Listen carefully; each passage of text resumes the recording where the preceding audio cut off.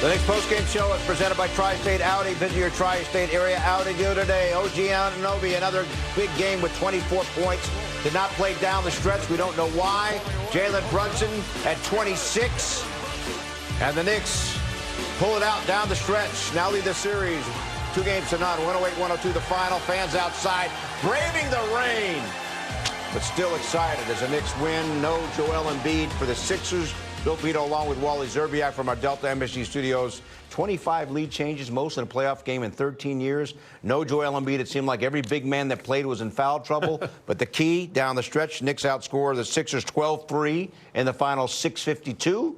And that's your ball game. Yep. The key to the game for me was Mikal Bridges' defense on Tyrese Maxey. In that fourth quarter, Maxey couldn't get loose. He couldn't get going. He's their closer. He's their guy. With no Embiid, when the game tightens up in that fourth quarter, you need your all-star and your superstar to make plays, and Maxey couldn't create much for himself, couldn't create much good looks for his teammates. His teammates missed some open shots down the stretch in the fourth quarter, but the bottom line is the Knicks defense locked down in that fourth quarter, and that's how they took over this game and won this game and got to a 2-0 lead in the series, which is a nice lead to take care of home court. All right, big plays, Wally, presented by Four Leaf Federal Credit Union. Knicks trailed by 1 after the third quarter, but you had Captain Clutch coming up big, as always, in the clutch, and the Knicks were able to pull it out down the stretch to win this game. Yeah, and how good has OG Anunoby been? The versatility that he can play with. He played the 5 for a lot of minutes in today's game. There's a big 3. That was one of the last buckets that Philly was able to generate in the fourth quarter. The Oubre gave them the 3-point lead, but then right back at you, Josh Hart with a gutsy 3, like Leg said on the broadcast, tied the game up. And then the Knicks got multiple stops, and then Jalen Brunson got to gauge Barlow. Barlow switched on to Brunson a lot late in this game. It took Jalen a little bit to kind of get his shots over his length. And how about that one? Mikal Bridges, what a performance on both ends of the floor. A guy doesn't miss. In the last 3-4 games in the playoffs, you mentioned it, he's shooting, what, 26 for 35? Last 3 games, Bridges is 26 for 35. Unbelievable. Offensively, he's been outstanding, but his defense has even been better. To lock down a guy like Maxey like that in the second half. Maxey had 19 points in the first half. He struggled to get going in the second half. Yes, it's a team effort, but he's the length and the guy that really bothers a guy like Maxey. His defense was so valuable in this game. It's going to be very valuable in this series. Bridges, 9 of 13 shooting, 6 assists, had 18 points. Across the street we go, and let's bring in Alan Hahn. Alan, what do you have? All right, thank you, Bill. Kat, this game felt like a grind. Yeah. Before we get into X's and O's, talk about the mental battle this game was for your team. I mean, it was a battle for sure. We know that what that team brings to the court every single night, and the way our games have been going, I think this was a great test to see if we could play in a close game like this against a really good team. So shout out to our team and everybody just sticking together and just finding a way to win. When you heard that the Sixers would be without Joel Embiid, did that change your approach at all to this game? They're a great team.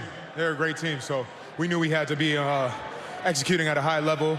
We had to be disciplined, and we had to do, like I said, we had to take care of the job. So, you know, when we got the best fans in the world supporting us and bringing that energy, we know we could come out here and win at any time.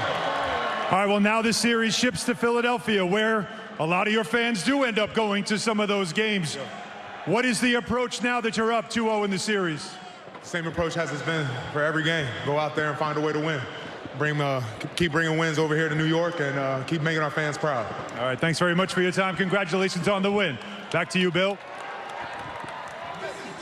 Thanks. So KAT had all kinds of foul trouble. Wally ended up playing only 27 minutes, and yet went for 20, 10, and 7 more assists. Yeah, and on 6 for 8 shooting, too. He's a dominant force. He has an advantage as far as matchup goes whenever he wants, and he took advantage of that matchup big time.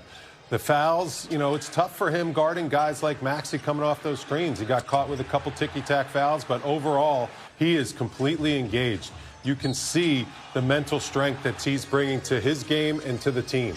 I mean, he feels like He's a co-captain along with Jalen Brunson, the way he's performing in these playoffs, the way he's conducting himself like a professional. I love what he said after game one. We have to expect that Philly is going to come after us in game two. It's only one game. We got to look ahead. We got to keep banking wins.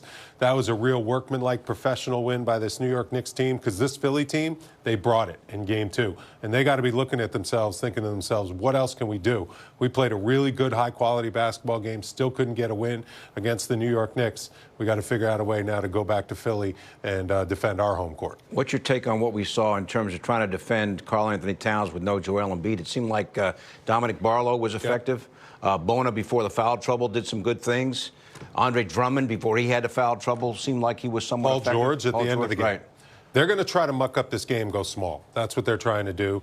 They're trying to get 5 shooters out there. Dominic Barlow, you can switch him onto Jalen Brunson. He did a pretty good job. He's going to be a pretty effective piece if there is no Joel Embiid going through the rest of the series. The key with Joel Embiid is, can he get healthy enough to play defensively?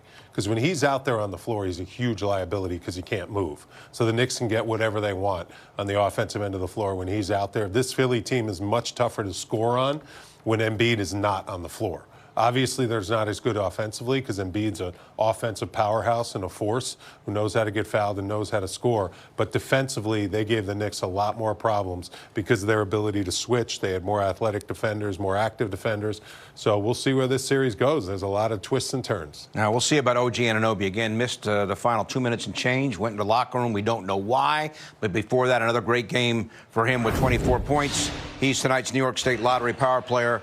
And let's hope, obviously, that it's nothing significant physically for Anunoby. But he was fantastic again, Waller. Fantastic. And he's like a queen on a chessboard in these playoffs. The way that you can play him in so many different ways and so many different positions. He can guard anyone out there on the floor.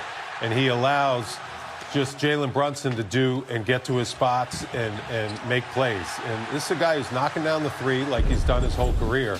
But I think he's thrown a lot more to his game because he's being involved in the offense. Look at the field goal percentage. That's high because of the cuts, because of Karl-Anthony Towns finding him for easy dunks, layups, stuff in transition, field goals through the roof. Now, here's a question. If Jalen Brunson's running the offense, how come Anunoby is not getting the opportunities he has gotten recently with a lot of the offense going through Towns? Because normally when Jalen's running it, it's high pick and roll, and OG's job is to space the floor because he's a great corner three-point shooter. So you put your floor spacers and your shooters in the corners like Bridges and Anunoby, and they're not roaming around as much, and you're just letting Towns and Brunson play two-man game. When you put the ball in Towns' hand, then Brunson becomes a cutter that you have to respect coming off those cuts. As a result, help is coming from all over the place, and OG Anunoby is free to roam all over the floor. He's also benefited from any type of steal or turnover. He's quick in transition to finish. And the Knicks look for him on the fast break. He's gotten a bunch of highlight finishes on the fast break. So that helps you get into rhythm as a player when you see the ball go through the basket, and then those threes just start to flow in rhythm. Shooting over 60% from two. Great. And almost 60% from three. Awesome. Alex Monaco at the watch party. Break.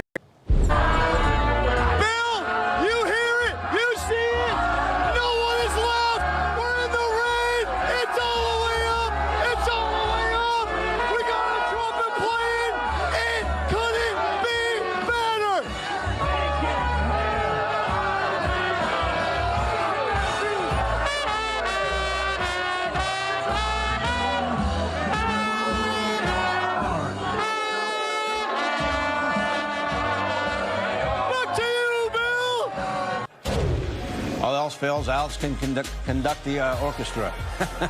Fans filing out. Yeah, a lot to celebrate. Knicks up 2 games to none as they win tonight by 6. The Knicks postgame show is presented